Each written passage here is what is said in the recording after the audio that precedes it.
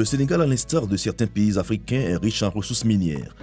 La nouvelle découverte de pétrole et de gaz place ce pays dans le cercle privilégié des hubs de ressources naturelles. Mais paradoxalement, ces pays peinent à tirer suffisamment de profit de leurs ressources à cause de plusieurs facteurs, dont la mauvaise gouvernance du secteur extractif. C'est en ce sens que l'initiative pour la transparence des industries extractives ITIE apparaît comme un des mécanismes pour le renforcement de la gouvernance. Le Sénégal a adhéré à l'ITIE en 2013 et depuis lors, il a publié régulièrement ses rapports tels qu'exigés par la norme ITIE. Partie prenante du groupe multipartite, la société civile sénégalaise, à travers la coalition Publiez ce que vous payez, est en train de mettre en œuvre un projet qui vise à renforcer sa contribution effective et qualitative au processus de mise en œuvre de l'ITIE Sénégal. Publiez ce que vous payez est un réseau mondial d'organisations de la société civile qui lutte pour la transparence et la redevabilité dans les industries extractives. Depuis notre création en 2002, nous sommes aujourd'hui à plus de 700 organisations membres de par le monde. Et en ce sens, nous œuvrons pour davantage de transparence dans les différents pays où ces richesses existent. Donc, au Nigeria et au Sénégal, avec l'appui de la Fondation Ford, nous avons mis en œuvre un projet qui effectivement permet à nos membres de la société civile de contribuer de façon qualitative et effective dans la mise en œuvre de l'ITIE. Ce projet m'a permis de rejoindre la coalition Publiez ce que vous payez Sénégal en qualité de secrétaire permanente. Mes priorités ont été d'abord et surtout l'élaboration d'un plan stratégique et un code de conduite qui encadre la participation de la société civile à l'ITIE. Ensuite, une meilleure connaissance de la norme ITIE et une appropriation du protocole de la société civile à l'ITIE à travers des sessions de renforcement des capacités. Ce qui a été surtout remarquable dans le contexte de découverte de gaz et de pétrole au Sénégal, c'est d'abord la création d'une nouvelle antenne régionale à Saint-Louis avec plus de 25 organisations membres, y compris des organisations de femmes et de jeunes. L'adhésion de 6 nouvelles organisations à la coalition, la collaboration formelle avec le secrétariat technique de l'ITIE et la décentralisation des activités de Publiez ce que vous payez au niveau des antennes régionales. Avec l'appui de la Fondation Ford, le secrétariat international de Publiez ce que vous payez a mis à la disposition de la coalition nationale sénégalaise un fonds qui lui permettra d'être partie prenante à cette œuvre. Dans son rôle de veille, la société civile travaille pour exiger davantage la transparence et la redevabilité des compagnies et de l'État. Au nombre des actions entrevues, le renforcement des capacités des acteurs, mais surtout la mobilisation et la formation des communautés pour qu'elles puissent réclamer et défendre leurs droits afin que les revenus issus des ressources minérales contribuent au développement économique du pays. La société civile a un slogan très fort, c'est Publiez ce que vous payez. C'est nous qui avons impulsé quelque part la mise en place de l'ITIE pour dire toute son importance. Au Sénégal, on a commencé à en parler en 2006. On en a parlé avec des responsables en 2008 qui avaient considéré que l'ITIE était une farce de mauvais goût. Si l'ITIE était une farce de mauvais goût, en réalité, le Premier ministre et une bonne partie de son gouvernement n'allaient pas se mobiliser pour lancer aujourd'hui un rapport. Donc c'est dire que notre appel a été entendu par les gouvernants et qu'il va jouer un rôle extrêmement important. Parce que dès que tous les Sénégalais sont informés de façon claire, transparente, les mouvements de fonds qui tournent autour des ressources minérales, donc cela peut conduire à une réconciliation, à une confiance entre les populations du Sénégal, les entreprises minières, mais l'État du Sénégal. Ces préoccupations de la société civile sont reprises en écho par les autorités qui louent la synergie d'action des différentes parties prenantes.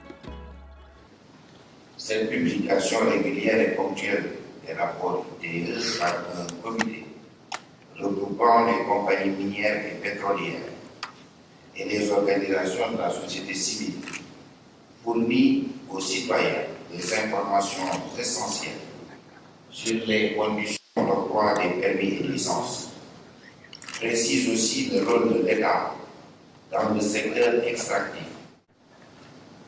L'adhésion de notre pays en 2013 à l'initiative pour la transparence dans les industries extractives traduit en effet la volonté de l'État du Sénégal d'assurer une gestion rigoureuse des ressources naturelles au profit du développement économique et social.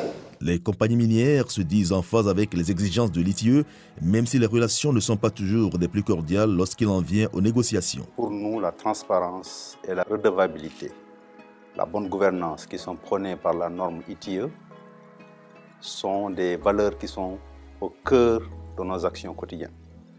Tout ce qu'on fait en termes de contribution économique, ce qu'on paye à l'État, ce qu'on fait au profit des populations directement, ce qu'on produit, ce qu'on exporte, l'impact de notre entreprise, y compris pour l'environnement, nous voulons le porter à la connaissance telle que ça existe à l'opinion. Donc c'est très important pour nous que l'ITIE soit là et permette donc aussi de rendre accessible ces données au niveau de l'opinion, dans des termes simples, clairs, compréhensibles par la communauté sénégalaise en entier.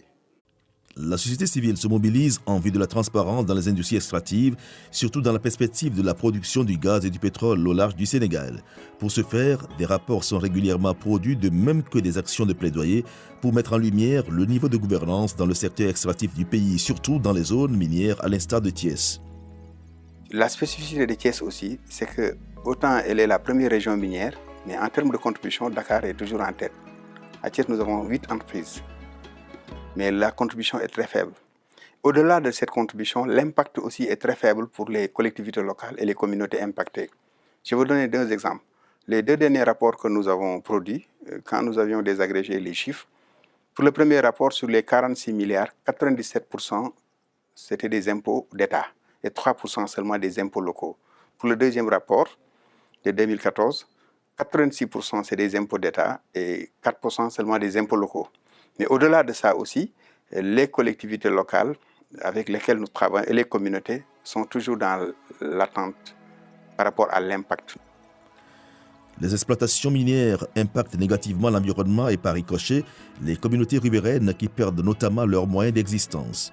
Des actions hardies s'imposent alors pour défendre les intérêts de ces populations qui se disent laissées pour compte dans la redistribution des dividendes des exploitations de leur sous-sol.